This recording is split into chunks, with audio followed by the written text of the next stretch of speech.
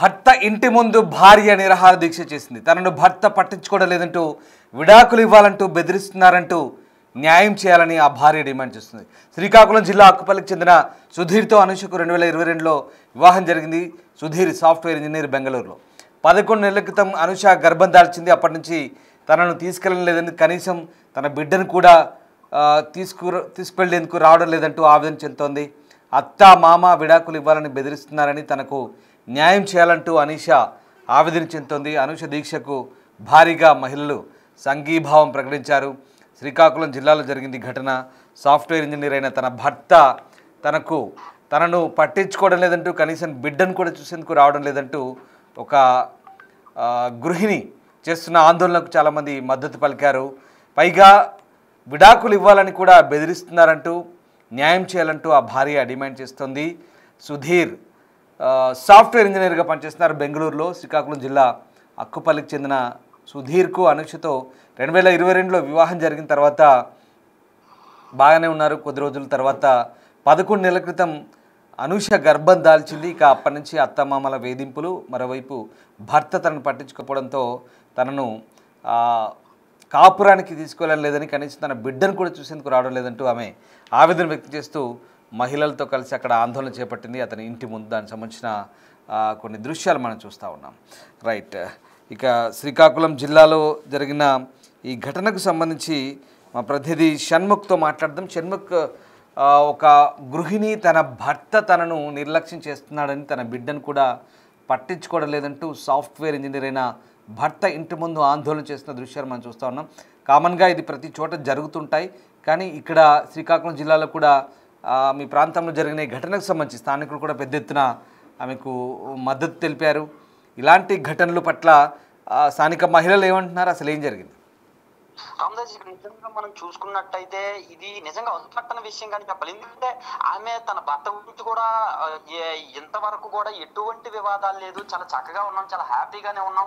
మళ్ళీ నెక్స్ట్ తను గర్భిణి అయినప్పుడు 7th month లో కూడా చాలా మామూలుగానే ఎటువంటి వివాదం కానీ ఏమీ లేకుండా నార్మల్ గానే తన పేరెంట్స్ కూడా తీసుకెళ్లారని చెప్పేసి అనూష చెప్తున్నటువంటి విషయం. అయితే సడన్ గా బిడ్డ పుట్టిన తర్వాత 11 నెలలు అవుతున్నప్పటికీ కూడా ఇప్పటికీ కూడా ఎందుకు తీసుకెళ్లట్లేదు అనే దానికి ఆవిడ దగ్గర కూడా, అనూష దగ్గర కూడా సరైన సమాధానం దొరకలేదు. ఏదన్నా మీకు ఏమైనా అనుమానం ఏమన్నా ఉందా? ఏ విషయంలో వాళ్ళు మిమ్మల్ని అవాయిడ్ చేస్తున్నారు? అసలు విడాకులు తీసుకోవాలని ఎందుకు కోరుతున్నారు?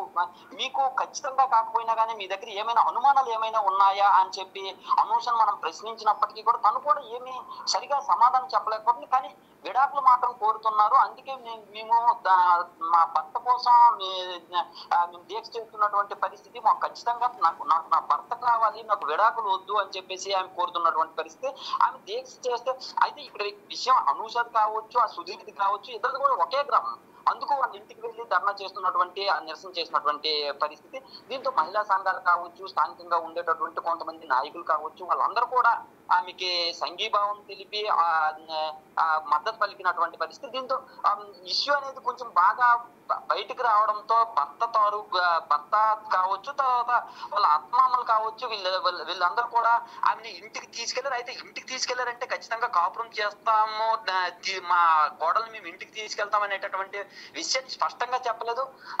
ఇంకా ఒక 2-3 days లో పెద్దల దగ్గర పంచాయతీ పెడతామని చెప్పేసి చెప్తున్నటువంటి పరిస్థితి. అయితే పంచాయతీ ఏ విధంగా పెడతారో, అసలు ఏ విషయంలో గ్యాప్ వచ్చింది అనే విషయం పైన అయితే మాత్రం అనూష కూడా మనకి స్పష్టత ఇవ్వట్లేదు.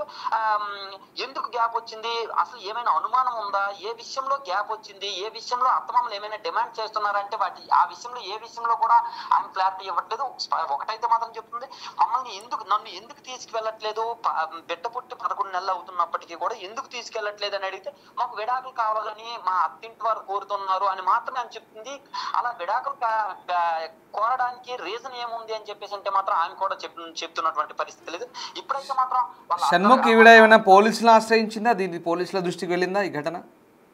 పోలీసులు పోలీసులు కూడా ఈ విషయం పైన దృష్టి పెట్టినట్టుగానే తెలుస్తుంది. అయితే పోలీసుల దగ్గరికి వెళ్ళేదానికంటే ముందుగా మహిళా సంఘాలు కావచ్చు, లేదంటే పెద్ద మనుషులు కావచ్చు, వీళ్ళందరితో నిరసన వ్యక్తం చేస్తే ఖచ్చితంగా దిగి వస్తారు. ఎందుకంటే పోలీస్ స్టేషన్ కి వెళ్ళి ఇదంతా అయితే కొంత ప్రాసెస్ నడిచేటటువంటి అవకాశం ఉంటుంది. అందుకు మెయిన్ పోలీసుల దృష్టికి వెళ్ళినప్పటికీ కూడా మహిళా సంఘాలతో అక్కడ స్థానికంగా ఉండే నాయకులతో నిరసన తెలిపినటువంటి పరిస్థితి ఉంది. Right, yes sir, thank you Shanmukh, thanks for the update. So శ్రీకాకుళంలో చోటు చేసుకుంది ఘటన. శ్రీకాకుళం జిల్లా అక్కుపల్లిలో ఈ ఘటన చోటు చేసుకుంది. వాస్తవానికి కొంతమంది నిజంగా ఇందాక ఓ మాట అన్నాను, చాలా కామన్గా మారిపోతున్నాయి, సర్వసాధారణం అయిపోతున్నాయి ఇటీవల కాలంలో ఇట్లాంటి ఘటనలు. ఎందుకంటే వివాహ బంధం మీద నమ్మకం లేక ఆడవాళ్ళు మగవాళ్ళతో కాపురానికి వెళ్ళకపోవడం, మగవాళ్ళు ఆడవాళ్ళతో కాపురం చేసి పిల్లలు పుట్టాక వాళ్ళని వదిలేయడం, కాపురాన్ని తీసుకెళ్ళకపోవడం, మధ్యలో ఈ అత్తామామల జోక్యాలు లేదా అమ్మాయి వైపు నుంచి వీళ్ళ పేరెంట్స్ జోక్యాలు వాటెవర్ ఏదైనా కావచ్చు, కారణాలు ఏవైనా మూన్నాళ్ళ ముచ్చటగా మారుతున్నాయి ఈ సంసారాలు, కాపురాలన్నీ కూడా. పెళ్ళైన కొద్ది రోజులకే మనస్పర్ధలు అవడం, విడిపోవడం, పిల్లలు అయిన తర్వాత కూడా మళ్ళీ ఇబ్బందులు, ఇవన్నీ కూడా ఎందుకు సమాజంలో వివాహ బంధానికి విలువ లేకుండా పోతుందా అనేది ఇప్పుడు జరుగుతున్న చర్చ. ఈ చిన్న చిన్న మనస్పర్ధలు ఇప్పుడు అక్కడ పూర్తి సరైన కారణాలు కూడా తెలియని పరిస్థితి.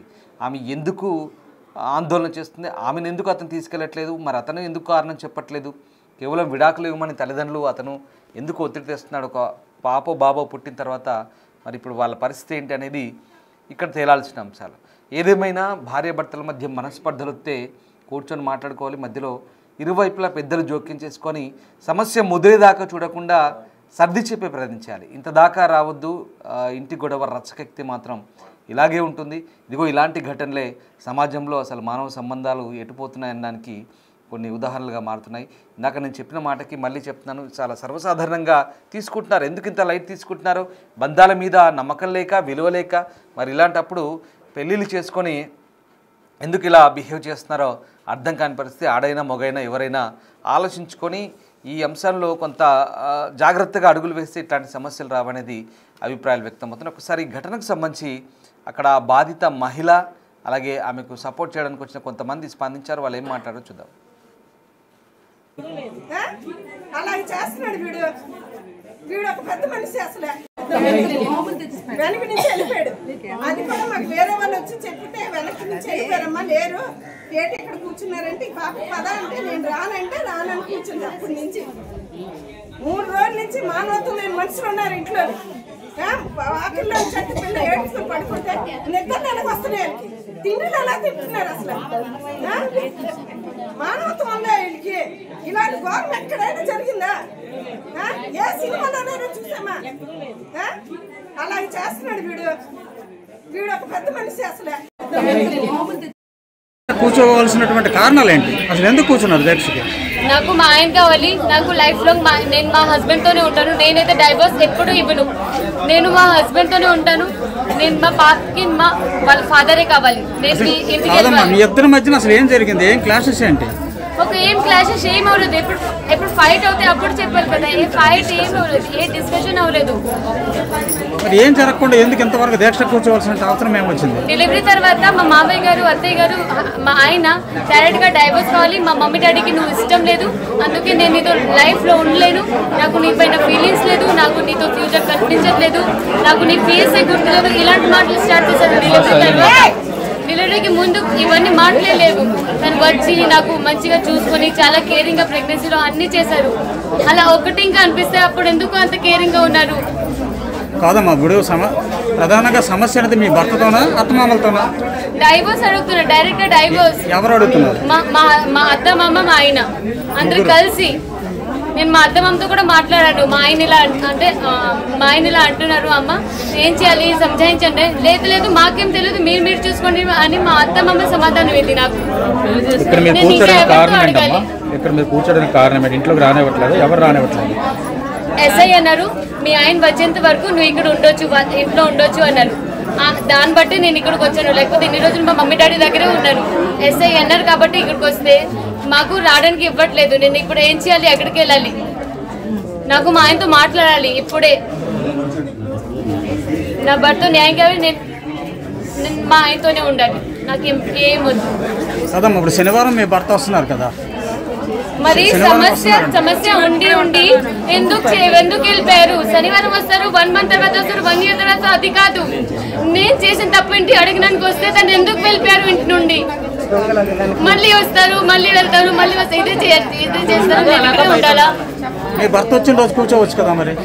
లేదు, మా ఆయన ఎక్కడుండే ఇప్పుడే రావాలి. నేను ఇప్పుడు కూడా మాట్లాడుతాను. నేను చేసిన తప్పు ఏంటి? సర్దిద్దుకోలేని తప్పు ఏంటి?